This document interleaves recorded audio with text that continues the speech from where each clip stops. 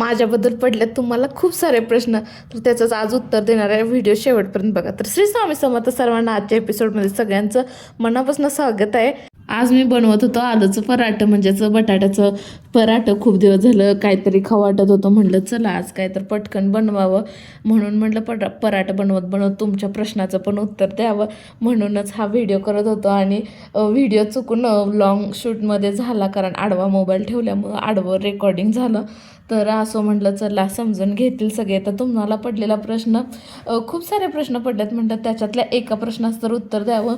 तर मला खूप जणांनी विचारलं की तुझा सिंगल गॅस आहे तर तू कशी करतेस, किंवा कसं मॅनेज करतेस गडबडीच्या वेळेस वगैरे.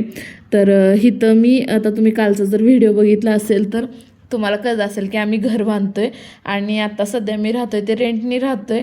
आणि जे खालचे म्हणजे आमचे ओनर आहेत त्यांना आम्ही काका म्हणतोय, तर त्यांचा काहीतरी वेगळा प्लॅन होता, फ्युचर प्लॅन वेगळा आहे. त्यामुळे त्यांनी ह्या रूममध्ये किचन वगैरे बनवलं नाहीत. आणि स्वराज लहान होता, 6 महिन्याचा होता त्यावेळेस आम्ही इथं शिफ्ट झालेलो.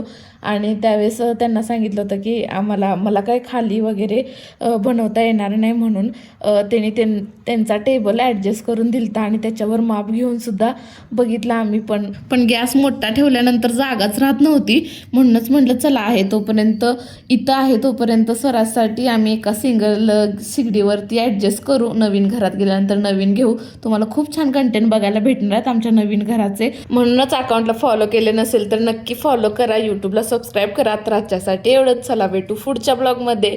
Bye bye.